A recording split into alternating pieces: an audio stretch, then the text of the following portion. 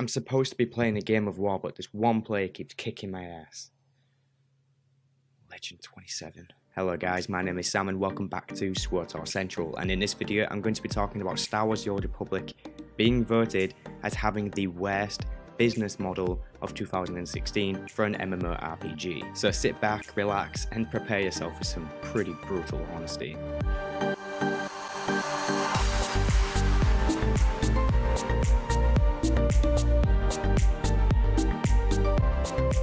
Alrighty then guys, it absolutely came as no surprise to me when I found out that Star Wars The Old Republic had been voted as having the worst business model for an MMORPG of 2016. It came at no surprise at all. Okay folks, so in this video I'm going to be talking specifically about the multiplayer aspect of Star Wars The Old Republic, because we all know that the solo aspect, or maybe, the story aspect, is excellent, really. I mean, the story in Star Wars The Old Republic is probably some of the best Star Wars storytelling we have to this day, especially with Knights of the Eternal Throne. I know some people will disagree with me on that, but hey, I'm allowed my own opinion. Okay, so Star Wars The Old Republic did receive the award for having the worst business model of 2016 for an MMORPG, and rightfully so.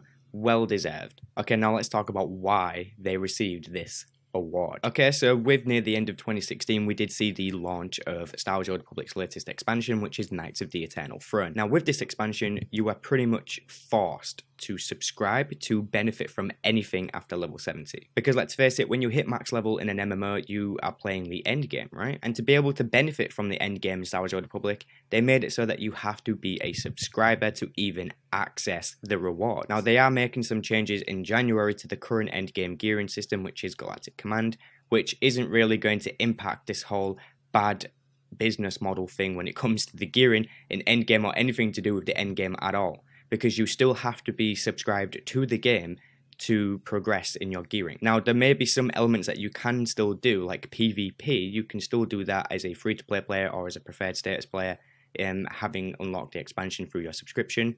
However, command tokens are going to be the currency needed to buy your gear, and you will not get those command tokens if you are not a subscriber, because you must be subscribed to the game to progress your command rank. You need to be subbed to be able to access Galactic Command. So Star Wars The Old Republic has officially destroyed any free-to-play element of endgame progression in Star Wars The Old Republic.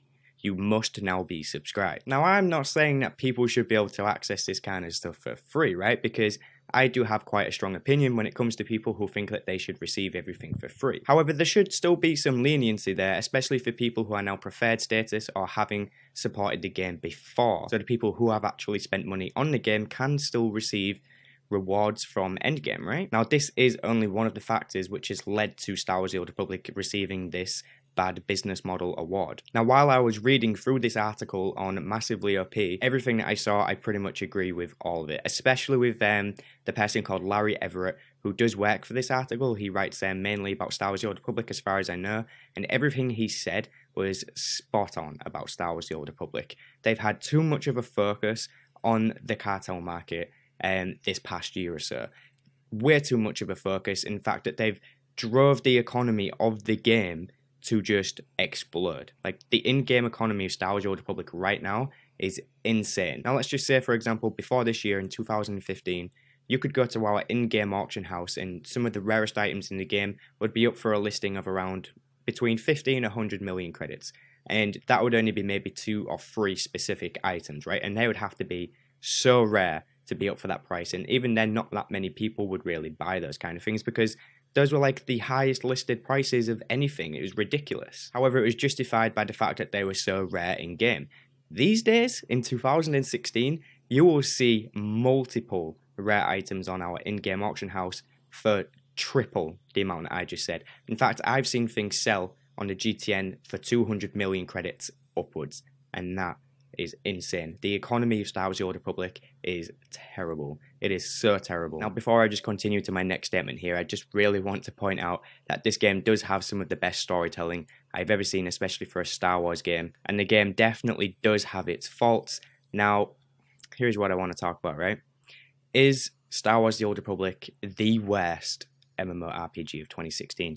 Now, I don't just mean the business model, even though that is massive just as it is, right? I mean the worst MMORPG, period. Okay, now let's just take RPG out of that, because as I said, it has an excellent RPG aspect to the game, right? It really does. It's incredible. So let's just focus on the MMO part of that, right? Is this the worst MMO? Now, straight off, I don't play any other MMOs. Not really. I mean, I played in ESA a little bit. I played some Terra. I've played RuneScape 3. Not old school. You can shout at me if you want to. But is Star Wars: The Old Republic the worst MMO? Now, I'm just, you know what? Screw it. Yes. Yes, it is. Why? Because they have not focused on group content. They've not actually focused on the MMO aspect of, an MMO. So I am now putting my vote to Star Wars: The Old Republic being the worst MMO of 2016. Now, with this last expansion, we did see some new group content added. It wasn't lots, it was 5 new uprisings, which approximately take between 5 and 15 minutes to complete each, so you have way less than 2 hours worth of gameplay there in these 5 new things added as multiplayer content. Now, they have said that they're going to be refocusing on multiplayer content in 2017, however this video is about 2016 and what has been happening throughout this year, because the MMO aspect of this game has not been focused on. They've focused too much on the cartel market, they've focused too much on solo gameplay. Granted, they did say that they was doing that, however, this is still an MMO and it should still have MMO features added along the way, regardless of whether you're focusing on solo content or not. Now, don't get me wrong guys, I love the game, right? But I'm really hoping that this is going to be a massive kick in the nuts for Star Wars: The Old Republic, because if anybody in the comment section is to say that this is the worst MMO, I agree. And it might be a little bit stupid of me to say that because, like I said earlier, I haven't really played other MMOs.